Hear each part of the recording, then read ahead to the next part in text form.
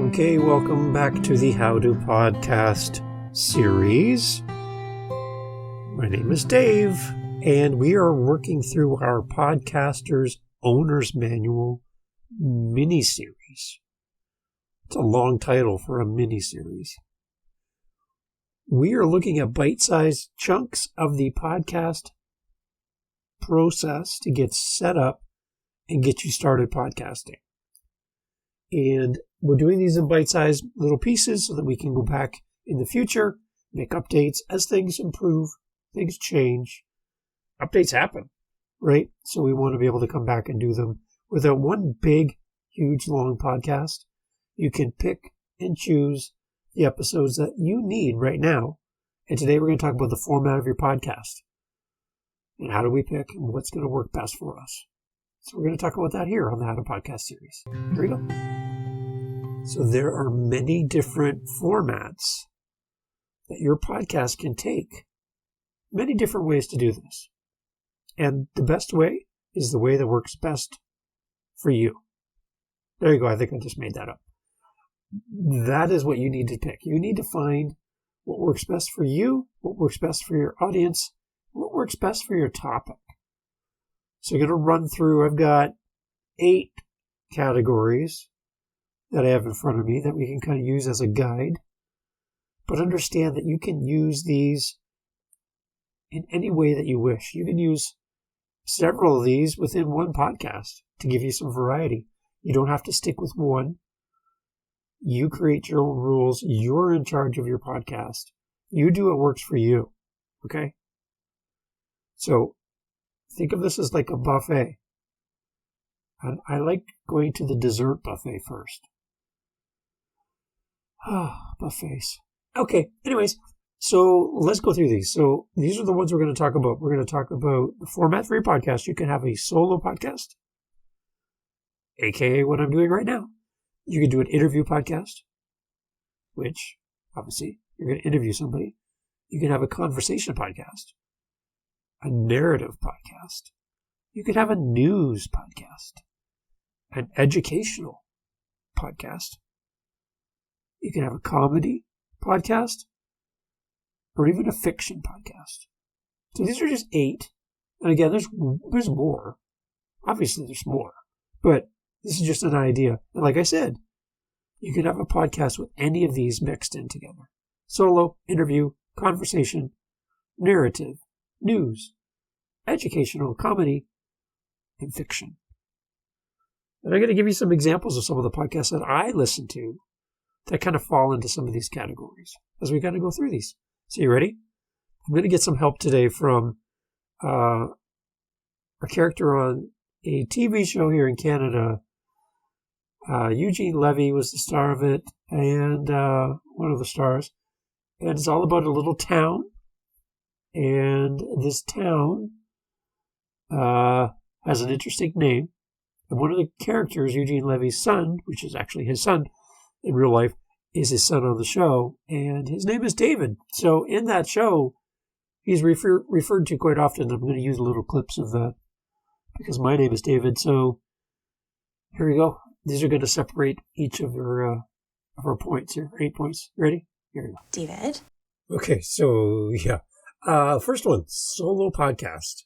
Probably one of the easiest ways to start your podcast is a solo podcast. Now, good side is you don't have to work around anyone's schedule. You are in charge of everything, and it's just you. Bad side, it's just you, and you have to do it all. So solos can be great. I have several podcasts that are solo podcasts, and it is kind of nice to just be able to record whenever I want to, whenever I have a chance. I don't have to schedule somebody. I don't have to meet with them. I don't have to go over the topics with them. It's all on me. So if you're a disciplined person and you can create the content ahead of time, you can batch record, you can record multiple episodes at once. You can record like a whole month in a day and be done. And then do the editing later and put it into your host and you're good for the month. Go on with your life. So that's great if you don't mind bulking your episodes together and working on them that way. That works really well. So for me, I really like solo podcasts. I guess the only downside that I think we just mentioned at the beginning is that you have to do everything. So if you can share the load with somebody by having a co-host or an interview, a conversation style, that's nice, because then someone else can do like the social media, and you can take care of the website, and they can take care of the editing, and you can take care of the emails. So it's nice to kind of share that. But when you're a solo podcaster, you're going to do everything. So unless you outsource, you're going to do it all. And if you need help with outsourcing your podcast, let me know. I'd love to help you. Solo podcast. So that's one of the ones. So first off, when you're deciding on your podcast, do you want to go it alone? Might be easier at the beginning. It takes a while to get used to being comfortable on the microphone and talking to no one.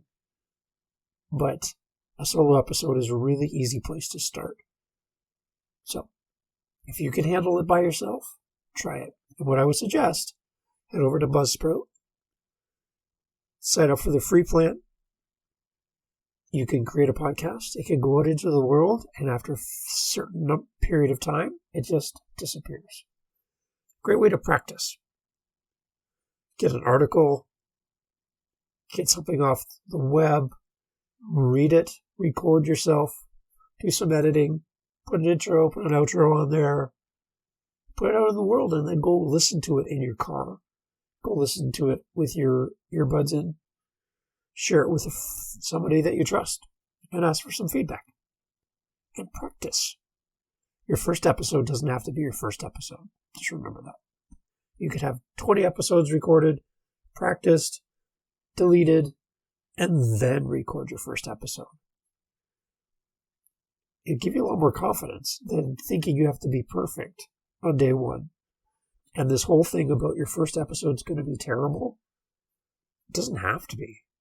With the amount of knowledge, the amount of podcasts about podcasts, the amount of support out there for you, the idea that you can practice before you record your first episode, your first episode doesn't have to be terrible. Really. Put some time and effort into it. Solo podcast might be a great place to start. David? Next would be an interview podcast.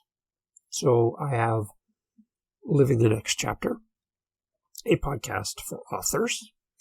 And in 11 months, we had 127 podcast episodes, most of those with guests from around the world.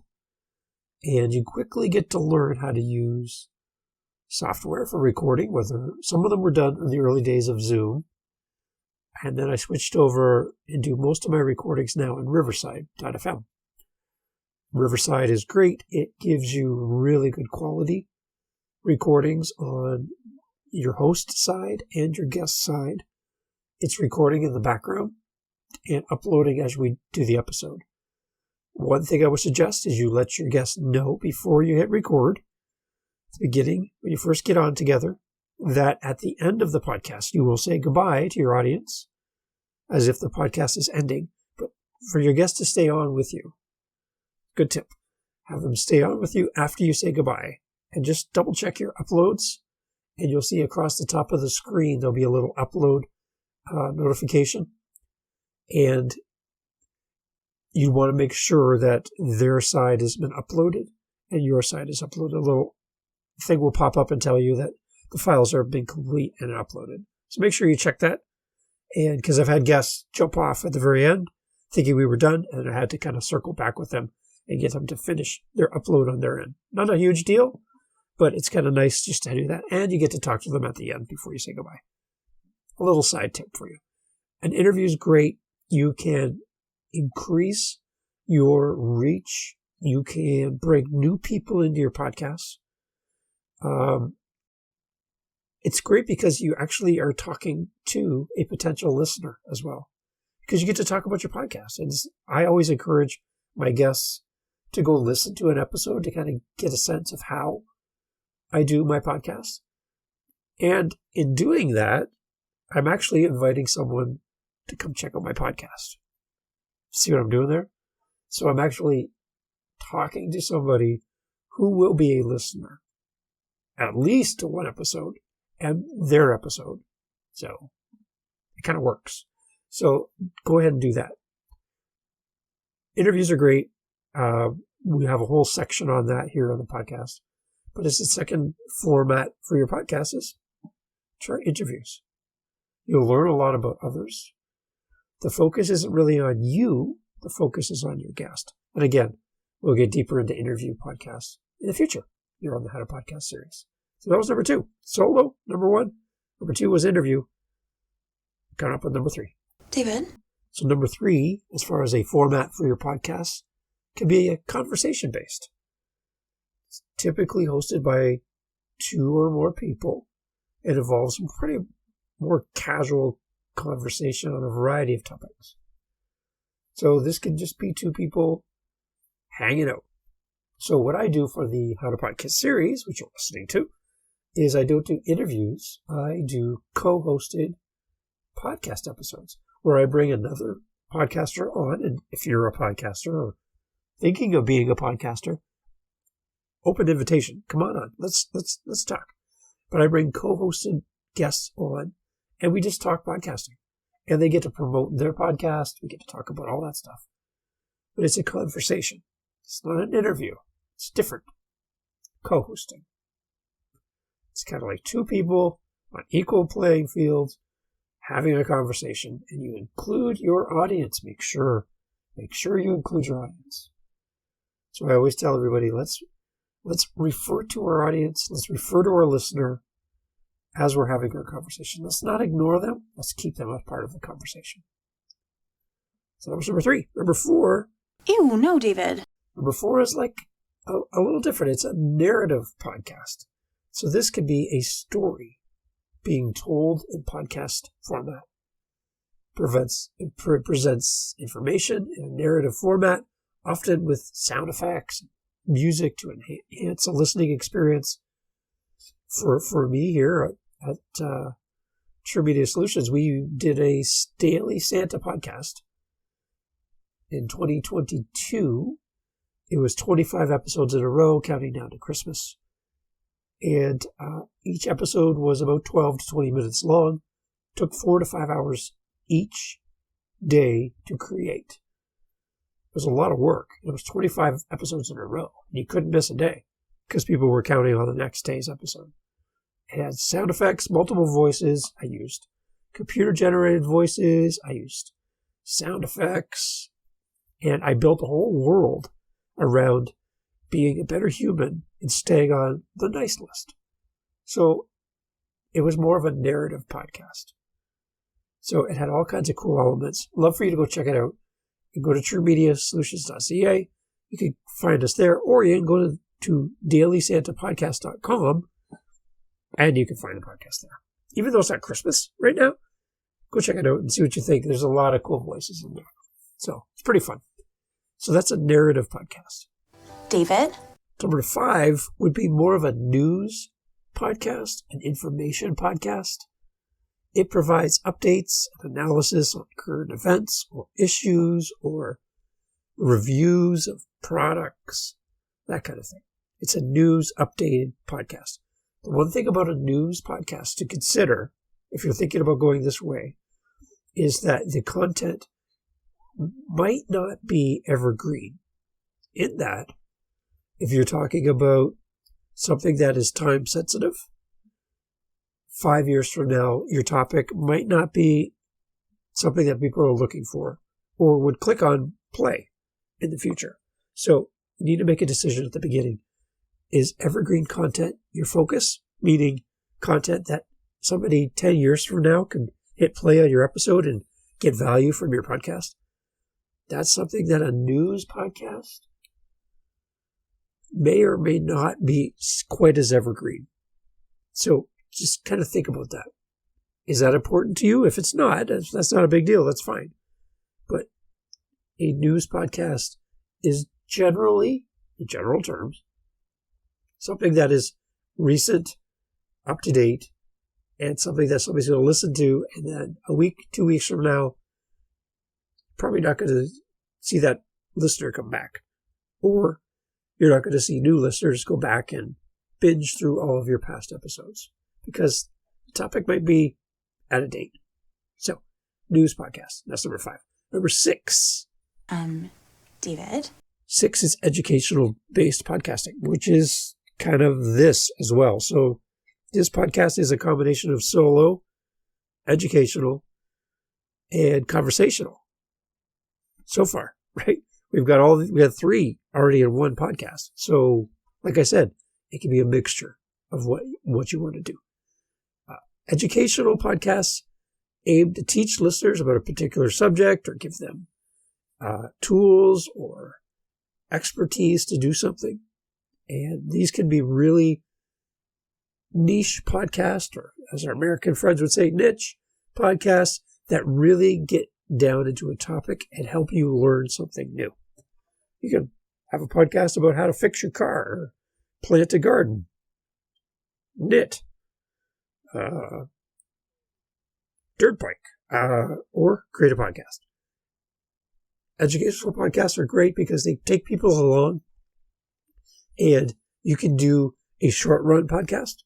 So if it takes 10 episodes to teach somebody how to do something, create 10 episodes and you're done. It doesn't mean you have to keep going. Your podcast can be done at 10 episodes. For example, 5 episodes, 1 episode. If you're teaching somebody how to do something, you don't have to extend it forever. You can go through your topic, explain it well, and be done.